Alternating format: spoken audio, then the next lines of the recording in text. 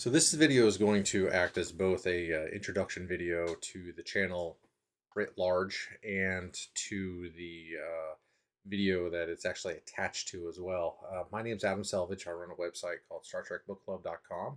It's not an official StarTrek.com website, but it's just a site for me to track what Star Trek books I have and then tell everyone else about what's going on both with Star Trek sales and the authors and the reviews and the previews and the comic books, the books and the adaptations and the novelizations and just all the stuff that goes on uh, within the written Star Trek universe. I am going to shore leave, which is happening in just 2 weeks.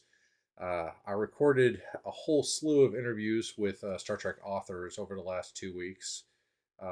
Uh, kind of synergy there, 2 weeks.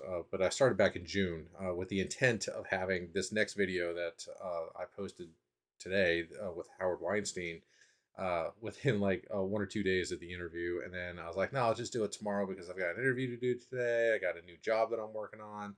I got this to do. I got that to do. I was watching my sister's dog for a couple of weeks. A whole bunch of excuses, whole bunch of reasons. But regardless, time slipped. And here I am 2 weeks later after when I wanted to have things done. So this was my first interview. It is rough on my side. Nothing to do with Mr. Weinstein. He was an absolute pleasure to speak to. Very knowledgeable, very friendly. There's a couple things I want to point out here. One, the first 15 minutes of the video I have had to just not show you because I did something with the streaming software that I'm very familiar with. I've been using for the last like 2 years for Twitch stuff, but I changed one thing in my setup and it blew everything up, and I didn't realize it at the time. Uh, and my elderly cat is thinking about coming over to my lap, so maybe she'll be here. But so that portion of the interview just it's lost the time. And then somehow in like the last like 20 minutes of the video, my side, the my microphone just gets progressively lower and lower. I have no idea what happened there. I wasn't touching the gain. I wasn't touching the microphone. I wasn't doing anything strange, but technology, right? Okay, Charlotte, come here. What we talked about during that 15 minutes that you're missing out on was actually very interesting, and I am so embarrassed that it's just gone. It's sad. Where are you going? Anyways, so based off of like my side where and my responses to him, we talked about a few things. One that I just went to a comic book show here in town that I'm still trying to pick up a bunch of his books from when he did Star Trek comics for DC Comics. And then I was able to pick up probably about 10 or 12 of his books. He's offered to fill in my collection with anything that he has in his personal collection, which is an amazing offer that I'm going to try to take him up on. Maybe I can get him to sign it as well. Um, then we talked about his first corgi, Mail Away Annie, which I'm going to try to have a link to in the description below. Then we talked about how long he's been doing shows and that he's been doing them pretty much since the beginning, and that he went to the very first Star Trek convention up in New York. So he's got just a long history of going to shows with the franchise. He gave some really, truly in depth and amazing background knowledge on his experience and history with the show, and how that Shore Leave itself has gotten so much bigger than when it first started. It was started and is still run by a science fiction club up in Maryland, which is fantastic. They're going to be in a brand new location this year. So everyone's trying to find their sea legs, I would assume. So it's a good time to for me to join in as well. Uh, what else did we talk about? And we talked about the differences between the shows and how the bigger ones have a different feel than the smaller, intimate ones. And we talked a bit about him being the youngest published Star Trek author for quite some time. But there's some hairs to split there about who's the actual youngest nowadays. Um, the rest of the interview, you can hear him perfectly fine. You may not be able to hear me perfectly fine. And there's times where I just go off on tangents and talk way too much about myself instead of him. You're not really here to see me or my cat, who is a 15-year-old calico. She came with my wife when we got married. So there's a whole bunch of other stuff that goes with this. If you're seeing this just on YouTube first, I'll have a link in the description that goes to the website that'll have links and pictures and all sorts of descriptions of everything that we talk about. Hopefully, with links back to timestamps, but that might be a lot of work. I'm trying to learn through all this stuff. So um, let me end this video here so I can put down this elderly cat that's trying to throw herself off my lap. Going, and that's actually a good segue. The I've not actually looked at the schedule of events that Yeah, happens at Shore Leave. it's not up yet. Okay, but in the past, what kind of things are happening there? Is it more of a selling show, or is it more of like a breakout show where you have like all these meetings to go to? Oh, it's definitely a programming show. Um, I mean, the writers obviously were there to try to sell stuff, and a lot of the actors are set up in the same area where they're at tables during the weekend, again, doing autographs. Most of them charge a certain amount for their pictures. If you want to buy a picture that to be autographed, some of them will autograph a program book for free. It varies from actor to actor. But, obviously they're trying to make as much money, preferably in cash, as they can over the weekend. So there are probably at least 5 different tracks of programming. There's the main ballroom, usually 2 main ballrooms with the big name guests, the actor guests, Hollywood guests. Then the writers are all doing panels more or less constantly all weekend, where 4 or 5 or 6 of us are doing different topics based on writing. There are other panels that are fan-run panels. We're planning to do a panel. I haven't seen a schedule either, obviously, at this point. We're doing a panel looking back at the earliest Star Trek convention, since it's been 50 plus years now since the first convention in 1972 in New York. Right.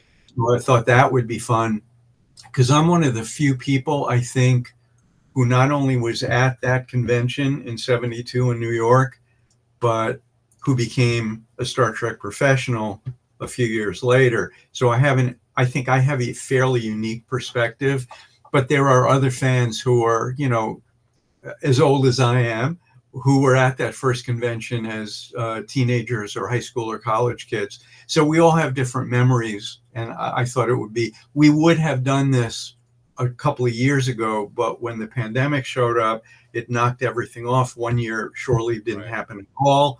The next year, they did a limited online convention.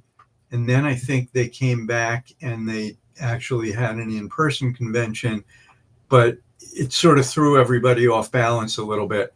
So we're having that particular 50th anniversary of Star Trek conventions a couple of years late, but that should be fun. Yeah, I didn't So realize that there was an overlap between the first convention and the animated series, because that's where your first writing credit was, right? yes, yeah. So I sold that story in 74. And Right. then I made my first appearance as a guest speaker in 76. And then excuse me, I've been doing conventions every year since then. Now, is conventions a large part of your time? Do you No, do those a lot during the I week? only do, I mean, I've done conventions all over the country at various times, but mainly now I'm doing the ones that are in the Baltimore area. Right. Right. Just so it's just 2 a year for me. Okay. What's the other one that you go to? It's a sort of an offshoot of Shore Leave. It's called Farpoint.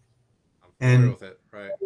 Shore Leave began, and then that was a summer convention, and other sort of an overlapping group of fans said, well, why don't we do a winter convention also? So it's gone under various names, and different people have been running them, but they're all from this sort of same big pool of Mid-Atlantic fans. Mm-hmm. So Farpoint, they're having their 32nd convention in February. And so they've become a real mainstay. So there's all pretty much for, I moved to Maryland in '89. So I was doing conventions down here before I lived in the area. And, but pretty much ever since I've been doing the Baltimore area conventions, um, there have always been a summer and then an either fall or winter convention. So there's not a lot of time where fans are desperately looking for another good convention. Farpoint's a little smaller, but it's also fan run and Hmm. also fun. Yes, Farpoint's another one that's on my radar of ones that it's on my wish list. But I don't think I've actually reached out to anyone that runs that show yet. But yeah, that's pretty cool. It's Well, if you need to, let me know and I'll give you names no, and certainly, contact info. yeah. I'll probably take you up on that. Okay, anytime. Yeah. So let's see what's else on my my interview checklist. We talked about shore leave conventions in general. Well, Um, let's see. It's the 50th anniversary of my right. selling Yeah. the Pirates of Orion Yeah. script. That's a big deal. For me, yeah, I guess. Yeah. Yeah. I For mean that. years, I claimed the prize, such as it is, of being the youngest person Right. to ever sell a script to any Star Trek series. And then somewhere along the way in the '90s or early 2000s, I got wind of the fact that some high school kid had I don't didn't couldn't tell what he sold to them, but he apparently sold them a story concept. He wrote a spec script. This is Right. back in the '90s when the Star Trek shows had open submissions, Right. which is like a once in a lifetime opportunity. And a lot of fans took advantage of trying to write a script and seeing if they could sell it or at least get invited to pitch stories. So this high school kid, Matthew Corey, wrote a script and they liked stuff in the script. They didn't buy the script. I think the credit that he got on the show was based on material written by. Right. So, and I've never been in touch with him. I've never met him, but oddly, like yesterday, I got an email from him through my website saying he just wanted to say hi. So, so he and I have kind of a claim, a dubious and limited claim to fame. So I'm still the youngest person who ever sold a script to any of the Star Trek shows, and he's the youngest person who ever sold any story material that was used in an episode. Right. So that's pretty, it's not, and he's in his 40s now. I don't think that he became a writer. I have to check and see what else he's done, but that's a pretty cool thing for him to have done. Um, One of the things that I noticed is when you're a teenager, you're stupid and you don't think rules apply to you. Right. So you try things that everyone who's older would say, "Oh, that's impossible. You can't do that." Right. I look back and I go, the the pieces puzzle pieces that had to fall into place for me to sell the Pirates of Orion when I was 19 years old. There were so many that were completely out of my control. The only thing that was in my control was learning how to write a script, doing the best possible job that I could so that they would think it was from a professional writer. And up to that point, they had never bought an unsolicited spec script for the animated show. I don't think they had bought a completely unsolicited spec script from the during the original series, although David Gerrold's Trouble with Tribbles might have fallen into that category. But David did have an agent, I think. Um, so anyway, it was some measure of skill to do what I and Matthew Corey did when we were teenagers, but it's a lot of luck too. It's being in the right place at the right time. Right. And there's a lot of that manufactured luck. Like you said, you have to convince someone that you're a professional writer by writing professionally. And the Yes. only way to do that is to learn how to write professionally. And No. um, that's akin to my own professional journey as well, where I was like, I really got to convince these people that I'm a professional project manager and I know what I'm doing. And I guess I'm going to have to go back to school. I'm going to have to get a certification. I'm going to have to, and I still have a smidge of imposter syndrome every now and then where I'm like, do I really know what I'm doing? Well, let me look at my wall of certifications and that kind of stuff where you can look at, sure, you were a teenager when you wrote that, but you wrote it, they liked it, and they took it. So it's not something that you really can knock down too much. Yeah. Um, so that was 50 years ago, you said. Yeah. Um, and you just had a book come out, I believe, in 2023, right? Hmm. This Yep, one. yep, there it is. Yeah. Yeah, after a while, I decided. I mean, I wrote Star Trek for so long. In addition to 7 novels and 2 short stories, I wrote 65 Star Trek comic book issues for all the companies that did Star Trek. I wrote for DC. I wrote for Marvel. I wrote for Wildstorm, Mm-hmm. IDW, the current license holder for the Star Trek comics. They've done reprints of the stuff that I wrote for the other companies. Mm-hmm. Um, for a short time, I was writing for Malibu. And after a while, I kind of said, you know what? I need to try doing something else. But honestly, I didn't know what else I wanted to write. Right. And there was a point at which I I no longer felt optimistic about the future, Mm-hmm. which a lot of people are starting to feel these days. And I really didn't feel like writing about a future that I don't necessarily think we're ever going to reach anymore. I mean, it's one of the major appeals of Star Trek was it, especially in the 70s and 60s, 70s, and 80s, it made us feel optimistic about the future, and and that especially appealed to young people, Mm-hmm. and it still does, which is great. But since I'm not a young person anymore, and I'm going, I don't like the way things are going, and I've always been interested in history, and so I decided to try writing historical fiction, and found it was really a great change of pace for me and a lot of fun. So I've written 2 books in the Galloway's Gamble series, and they're sort of Western historical fiction, but not only Western. So it's, if people, there's a very small niche of Western fans, but lots of people like historical fiction. So I really feel like they are historical fiction. I did a ton of research on both books, and researching history is just really fun for me. Mm-hmm. And you find little true tidbits, and you go, this is exactly what I need Right. for my story.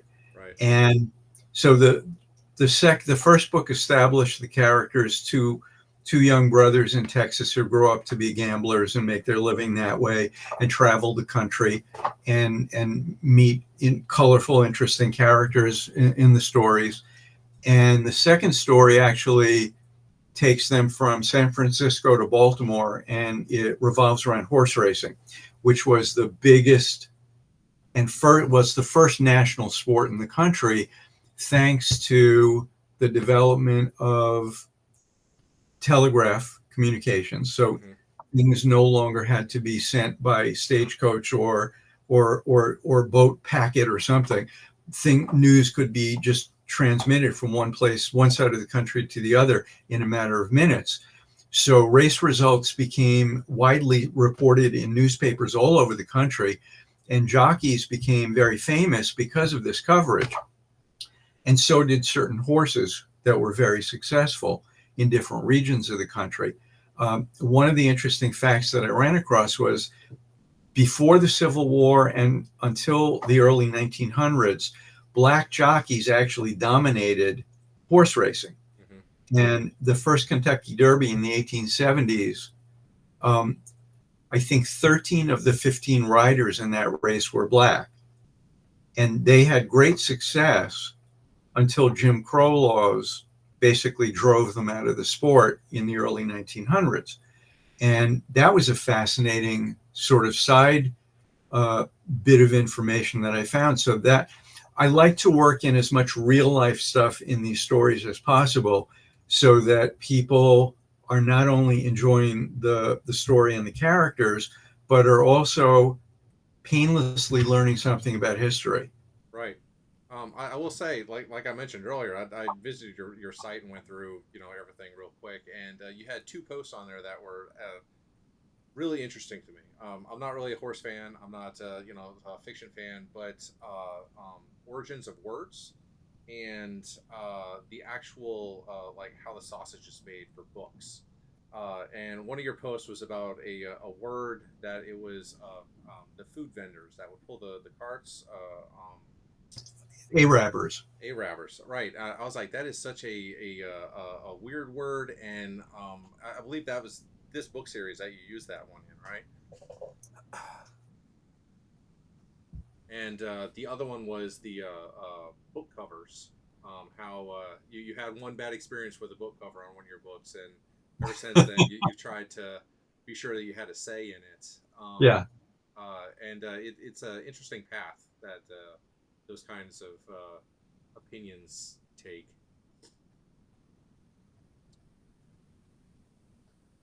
But I do love authors that have websites that goes into their creative processes and the current shakeup of the social media landscape.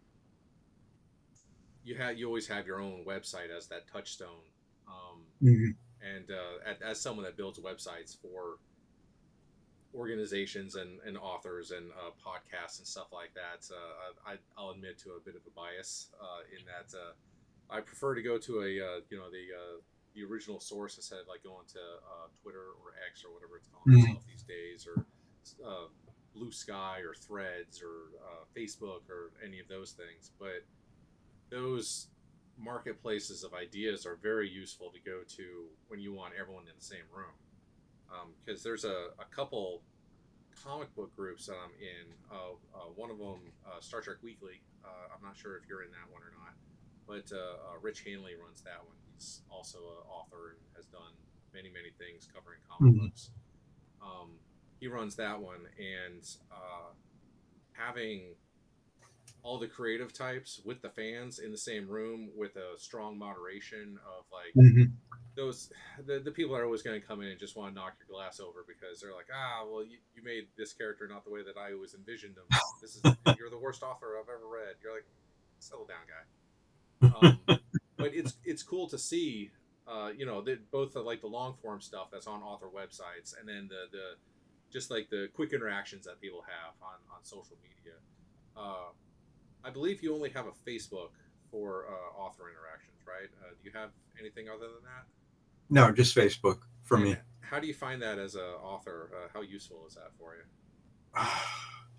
I have no idea. you? You know, when it's gotten so hard to get noticed Hmm. if you're not with a big publisher where they've got a publicity machine and they know how to promote books. So many of us have had to resort to either author co-ops like Crazy Eight Press, Right. which I was one of the original founders. Then I left, then I came back. They've added a new division uh, called Silverado Press, which will focus on Western and historical fiction. Sounds up And your alley. Jeffrey Marriott, who I met originally as a Star Trek comic editor about 20 years ago when I wrote for him when he was editing at Wildstorm, and we kept in touch a little bit over the years.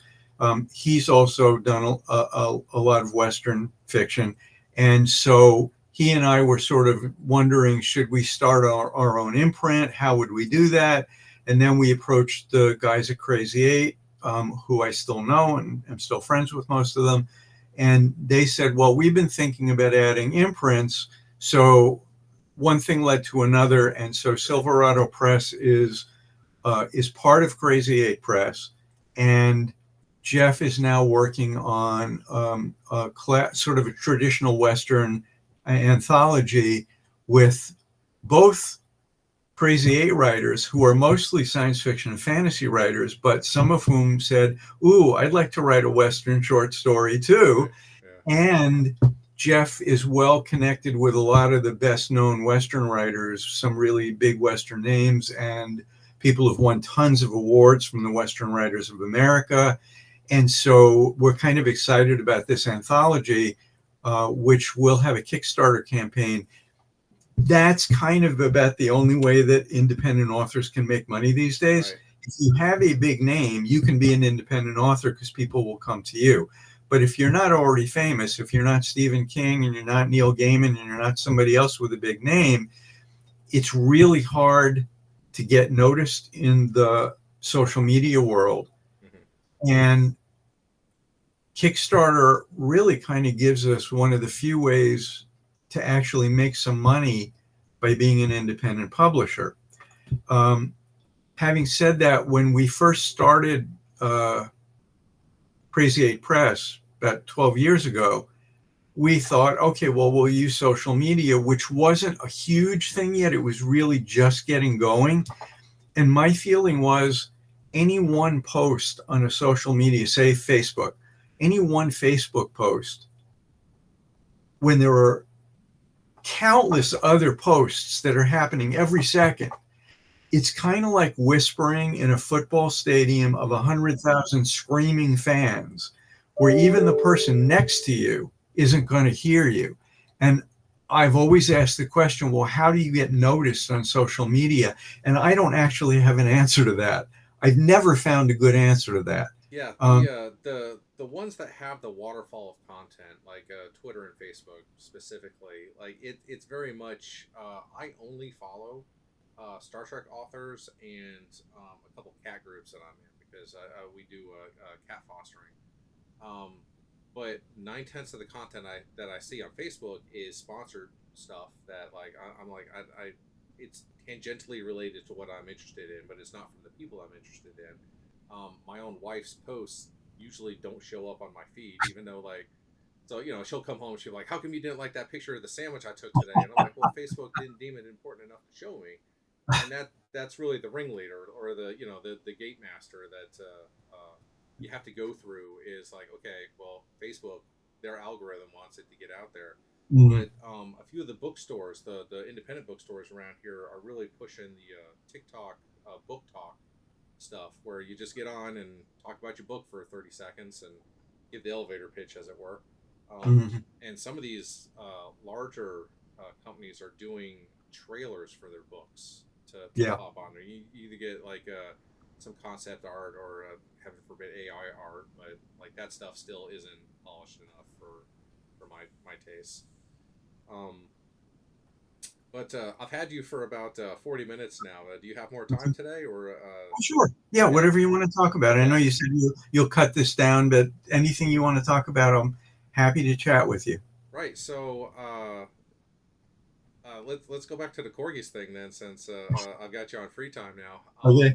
Do you have any dogs right now? We do. Her name is Shelby. She's 11 years old. Okay. She's a corgi.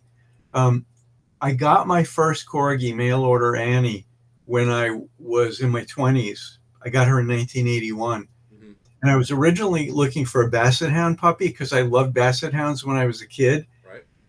And then I went to a dog show, which is a great place to go if you want to meet breeders and really see what the dogs are, Yeah. the breeds that you might be considering. And so I met a basset hound named Miss Piggy who weighed 55 pounds.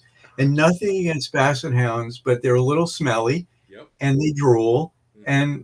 And I thought maybe I don't want a basset hound after all.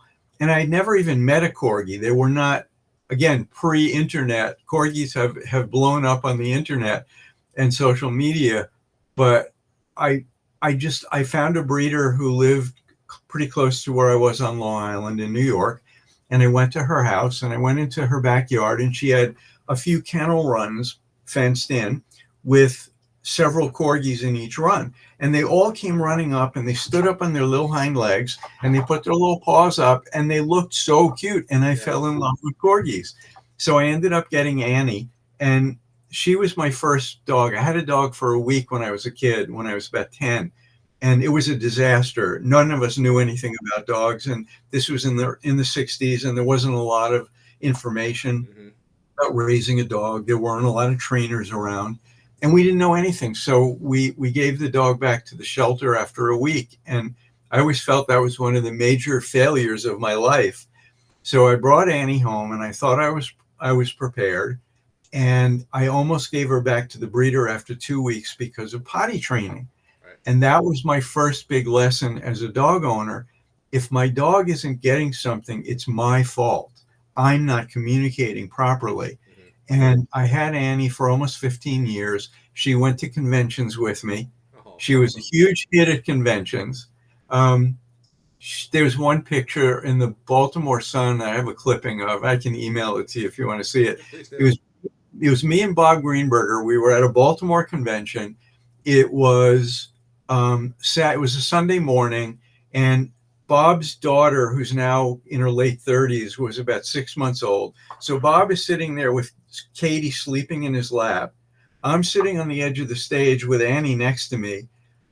Annie is the only one who's looking at the camera. The Baltimore Sun photographer is standing in the aisle. Annie's the only one looking at the camera. And that was so typical of her. She always knew where the spotlight was. She loved being greeted by fans. We used to offer a charity auction thing where ice cream with Howie and Annie.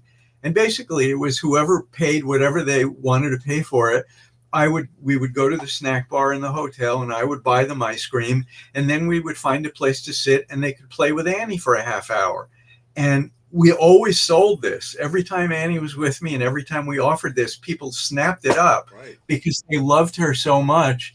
And she was great on stage with me, and she loved being greeted and petted by fans.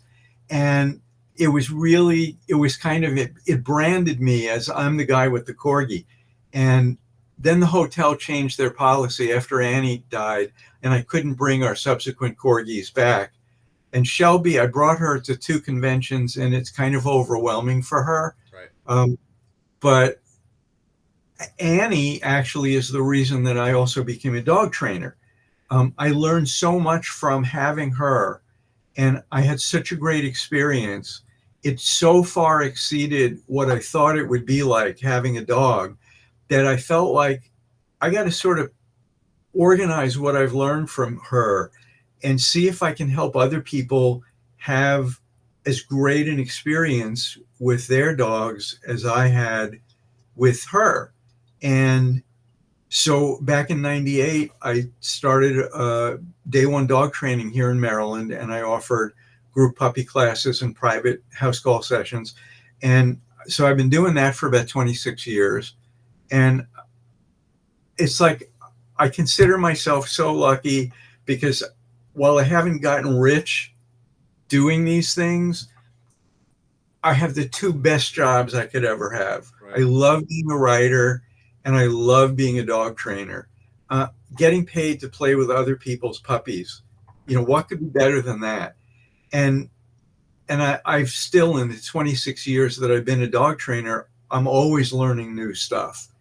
And it bugs me when I run into trainers who are still using choke collars and prong collars and shock collars Right. and coercive training methods when we've advanced so far beyond that. The best training method I ever found is clicker training. Right. I started about 15 years ago, and it helped me solve some behavioral issues with other people's dogs, as well as our own, that I would never have been able to solve any other way. Um, so I'm thrilled that I've gotten to do the 2 jobs I would most have wanted to do. Right, and you've Uh, been able for, to combine the two of them in at least that one book instance. Have you only written the one book about Mail Away Annie, or was that have you done yeah, others? that was the only book, the only Okay, dog book I wrote. yeah, Although at Shore Leave about 7 or 8 years ago, one of the committee people, and a lot of them some have cats, some have dogs, but there are a lot of pet lovers. And so one of the committee members suggested, would you want to do a dog parenting panel presentation? It was just me. It wasn't really a panel. And I said, yeah, that would be great. So about 5 or 6 years before the pandemic kind of put everything on hold, I would do an hour on dog training, and I would give everybody a clicker, and some people brought their dogs with them, okay, and we would talk about anything that people wanted to learn about or any problems they were having. And it was really fun in the middle of a Star Trek convention to right, do a dog parenting session. yeah. There is I think just American society in general, like we love our animals, right? But We do. the truck people especially love like dressing them up, taking photos of them, like doing all that jazz, and the publishers have noticed that, and now you have the cats calendars for both the Yeah. original series and the next generation series. I think they did a whole like statue series. Like you could get like Jean-Luc Picard as like a cat, like it's the kind of stuff that like I roll my eyes at, and man, I would never buy that kind of stuff. And then about a week later, I'm like, maybe I want some of that stuff though, because the calendars at least are cute. I don't have enough room for more clutter. I'm specifically like I started my Star Trek collection with just the books. Like Mhm. so, what really got me into it was the numbered books, which they're not doing anymore. But you could be like, oh, did you read the latest Star Trek book? You're like, I don't know what number was that. Well, it was number Mhm. 6 or number 10 or something like that. So, uh, but I got the collection. I think I'm like at like it's not a big number, but like 70-80% complete. Like I got all the easy ones that you can get at just like Mhm. the local bookstores, and then you know like the old saying, Alexander looked upon his kingdom and wept. I was like, okay, but what else is there to do? And then like my wife was like, well, don't they do a bunch of like comic books too? And I was like, yeah. So I looked into that, of course, and I learned that there's like 10,000 comics out there of varying qualities, but it's a surprisingly cheap hobby to get into and to get Mhm. like a good surface collection going. But then if you want to get like the old gold key stuff is somewhat difficult, and then the newer stuff that IDW has done with like their 1 in 100 ratio books, that like those are the two bookends of like probably out of my price range for a while, unless I find a heck of a deal at a show. Uh, but your series, because you did, like you said, you did a whole bunch of the original series. You did some Voyager, D Space Nine, like that. Like pretty much when you started writing comics to when you moved on to other things. That's like that the prime era of books that I can afford. I can get. I can read. Um, and it's always great to find a vendor that has a whole stack of them, because they usually, if it's not a Star Trek convention, they're usually wanting to move everything and do deals. And Mhm. it's nerve wracking for me because I like the certainty of like it has a price sticker of $3. I will pay $3 for this. And then you walk up with a stack of like five, and they're like, "Hey, you want it for $10?" I'm like, I feel like I'm stealing from you because I should pay 15, right? Like, isn't that how it's supposed to work? But they'll usually sneak a business card in there too, and be like, "Go to our website, and then you can buy to your heart's content with the listed price." Well, if you were looking for any of the ones that I wrote, email me with the issues that Mm-hmm. you were looking for that you can't find, or want to fill in a gap or something, and I'll see if I have them. Like, do you just have like an archive of I have a couple of boxes full of yeah, them. So yeah, so if you're going to be at shore leave, I can bring them with me, yeah? and Well, we can do a deal, a cheap deal. now, do you have what do they call it? A brag shelf or a brag wall or something like that? Yeah, yeah. There's a bookshelf in the living room with the books that I've written on it. So it's just Uh, everything that you've written. yeah, not the comics. Okay, right. Those there that would be, I don't know, too many. Maybe there's been a few collections that look really nice. Eagle Moss. If have you seen those collections that they did of your books?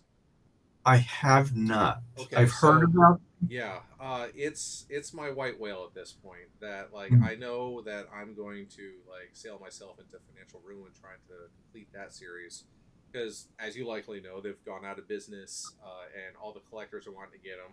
And what speaks to me is the spine art, that like you get the whole set and you have spine art of just like 1,000 different Star Trek related things.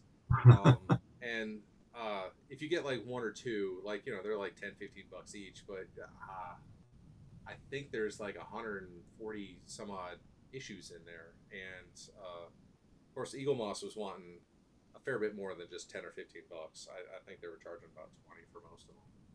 But Yeah, for us writers, the problem with reprints is we don't get paid for them.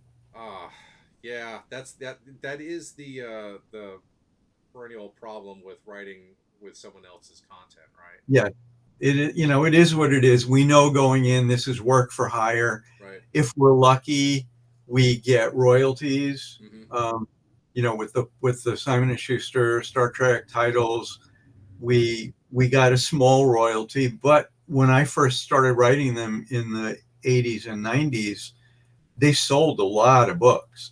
Those books most of them after the first few made the New York Times bestseller list. Right. So, a lot of us were lucky in that on our gravestones, it can say Howard Weinstein, three-time New York Times best-selling Right. author, like Oscar winners and Oscar nominees with the little, the little copyright thing on it.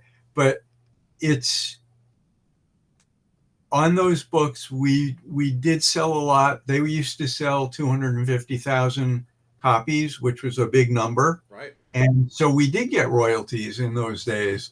Um, we joke now about we still get some royalty statements twice a year from Simon and Schuster, and so we'll post on Facebook.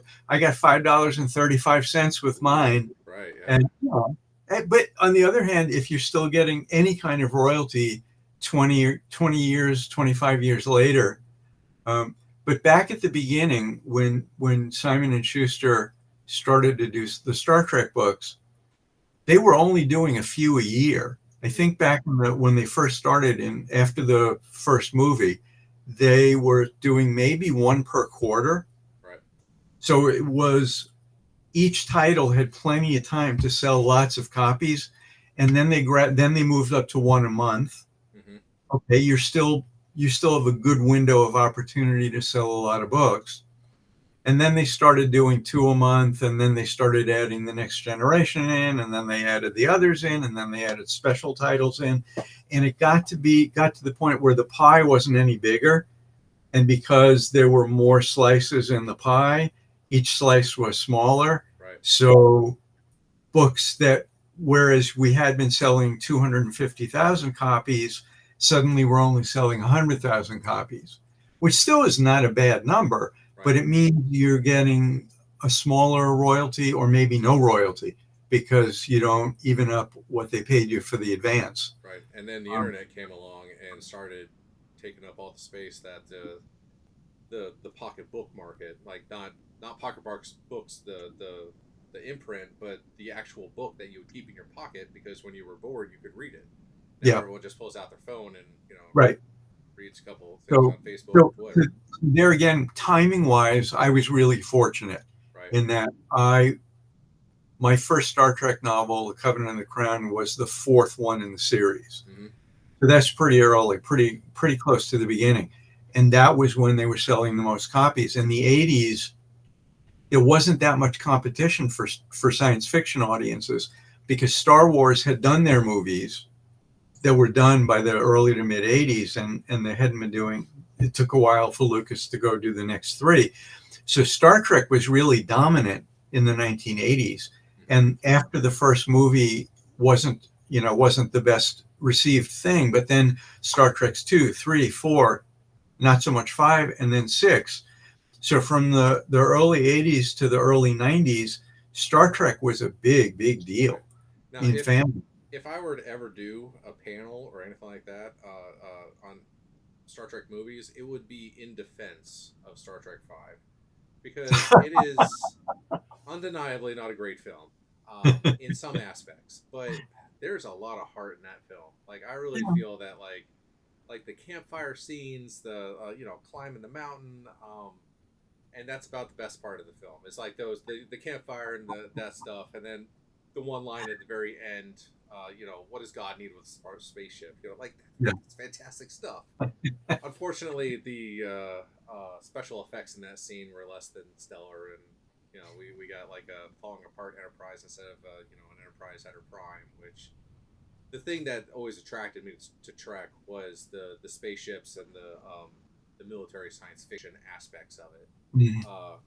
Of course, I think Gene Roddenberry would argue the part that like it's not military, but like I think as a former military guy, he couldn't quite tell what part of like his ideas came from his structure with the military versus uh, all that. Because I think a large number of the people that were writing for the series when it first ran were either ex-military or military adjacent of some sort.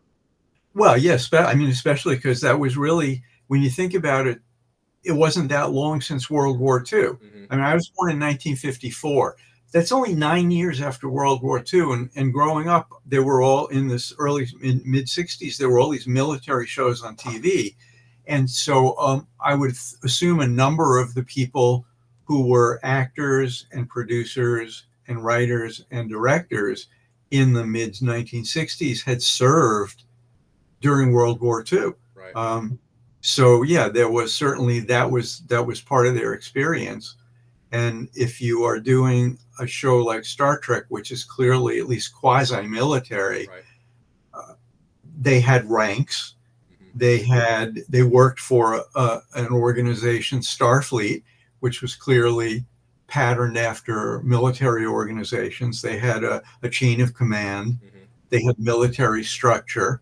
But that was part of the experience of the people who created the show. So that's not surprising. And I think by the time of the Next Generation, times had changed, and Roddenberry wanted to play down that aspect of it, but it was still there. It's always been there. Right.